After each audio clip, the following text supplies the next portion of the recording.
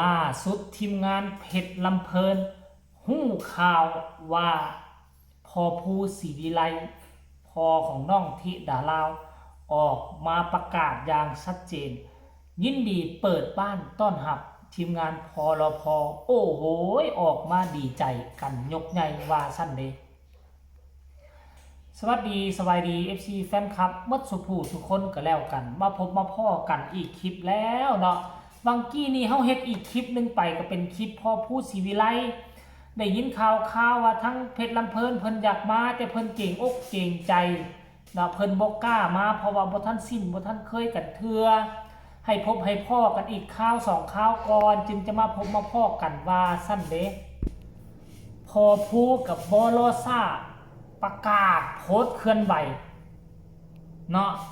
ซื้อไปถึงทีมงานของเพชรลำเพลินทันทีทันใดทีมงานเพชรลำเพลินเห็นแล้วมีความดีอกดีใจนำโดยตลกชื่อดังแอดดี้ผีเจาะปากทานผู้ชมมานั่งไล่สดเพิ่นไล่สดทุกมืออยู่แล้วล่ะมานั่งไล่สดบอกว่ามีข่าวดีที่มาบอก FC แฟนคลับของเพชรลำเพลินว่าซันเดย์เป็นข่าวดีอีกอย่างเนาะตั้งใจฟังโอ้เป็นข่าวดีจากบ้านศรีวิไลเนี่ยหลังจากเพิ่นได้ยินข่าวดีแบบนี้เพิ่นก็ดีอกดีใจโอ้ยเว้านัวหัวมวนเนาะเพิ่นก็บอกว่าทางเพิ่นนี่มีเวทีใหญ่ที่จะให้น้องมาขึ้นประลองความสามารถให้น้องได้แสดงความสามารถเพื่อเป็นการผลักดันและสนับสนุนน้องไปในตัวว่าสั้นส่วนทีมงานเพิ่นก็จะได้มาถ่ายคลิปทำคอนเทนต์เป็นลักษณะคือน้ำเพิงเรือเสือเพิงปลาเพิ่นเว้าถูกต้องแล้วความจริงทั้งเพิ่นก็มีพื้นฐานทางด้านวงการหมอลำก็สูงกว่าน้องธิดาลาวอยู่แล้วละแต่ด้วยกระแสอันโด่งดังของน้องธิดาลาวในช่วงนี้ก็ถือว่าลือกระชอนเพิ่นก็เลยว่าเอาต่างฝ่ายต่างโด่งต่างดังแล้วสินเสมอกันแน่ความโด่งความดังก็บ่มีผู้ใดลื่นผู้ใด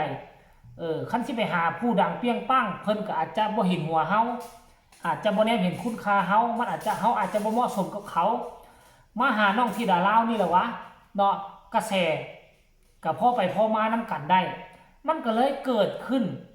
เกิดเรื่องเล่าดีๆแบบนี้เกิดขึ้นนั่นเองท่านผู้ชม FC แฟนคลับอยากให้ทุกคนไปชมวินาทีที่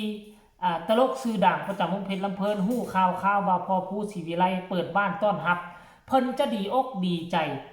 ซ้ำใดสีหน้าท่าทางของเพิ่นยิ้มแย้มแจ่มใสหรือบ่เนาะอยากให้ทุกคนไปชมคลิปนี้น้ำกันซะก่อนไปชมพร้อมๆกันเลยนะครับเอาถือข้าวดีที่เพิ่นเว้าเรียนได้นี่ดีบักชุดๆเลยล่ะไปบางตาหน้าขอยยิ้มเบิกบานเปียงบางตาหน้าขอยยิ้มยิ้มเปียงสวัสดีลูกอดีวง3เดือนว่างปิดวงเมื่อใดลูกตอนนี้บ่ทันได้หามื้อเปิดอยู่แม่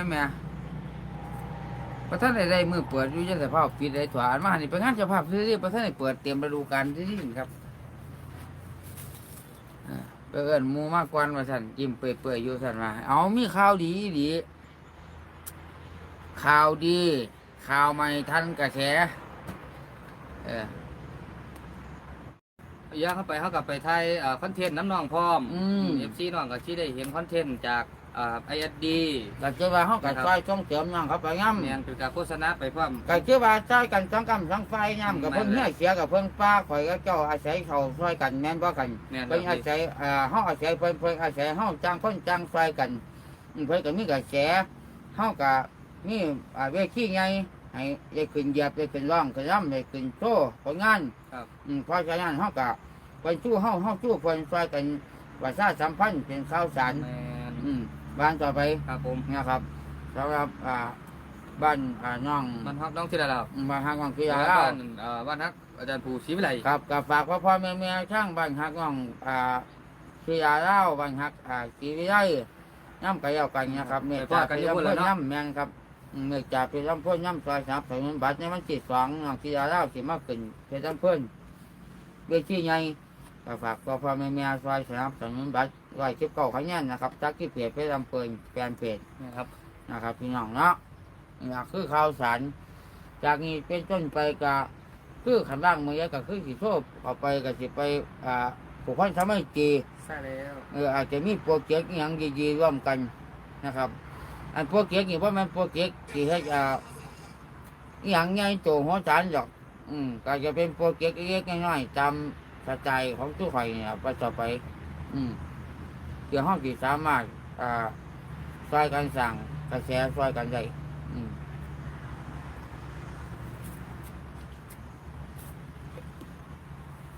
ขอบคุณครับขอบคุณครับ บางทีเก่ากับบางทีเก็บตอนแยกพวกนี้บ้านว่ามีตอนนี้ยังมีบรรลุ โอ้อันนี้ก็ยังบ่ขาด บางงานใจเพื่อนครับงานจะยกเลิกไปแล้วมันก็ไหนก็ไม่อยู่เพื่อนครับเพิ่นไปสอบปแล้วกลับมาหรือยังอันนี้ก็บ่ให้อย่างเงี้ยใจจะเห็นคลิปเพิ่นอยู่ว่าอยู่สอบปแล้วจะว่าก็สิโทรถามเพิ่นก่อนอยู่ เห็นบ่ FC แฟนคลับ ได้ส้มกันแล้วบ่ได้ฟังจากหูได้ส้มจากตาแล้วบ่อันนี้คือเรื่องราวที่มันเกิดขึ้นนี่มันมีผลดีที่สุด มันเป็นการแลกเปลี่ยนฐาน FC แฟนคลับกันไปในโตเวลาทีมงานเพชรลำเพลินมาหา FC น้องที่ดาลาวมาหาที่ดาลาว FC ที่ดาลาวก็สิไปติดตามกลุ่มคนและทีมงานของเพชรลำเพลินแล้วทีมงานของเพชรลำเพลินถ้าหากว่าทั้งบ้านศรีวิไลต้อนรับขับสู้ด้วยความจริงใจถ่ายคอนเทนต์จบด้วยความซื่นมื่นมีห้อยยิ้มทั้งสองฝั่งสองฝ่ายต่างฝั่งก็มีความจุดประสงค์ดีอยากให้อีกฝ่ายโด่งดังขึ้นเชื่อแน่ว่ามีการแลกฐาน FC แฟนคลับกันโดยอัตโนมัติโดยที่เจ้าของคอนเทนต์ว่าจำเป็นต้องบอก FC หากจะติดตามแบบอัตโนมัติทานผู้ชมเองค่อยเชื่อว่านั้นนะรอถ้าวันเวลานั้นมาถึงก็แล้วกัน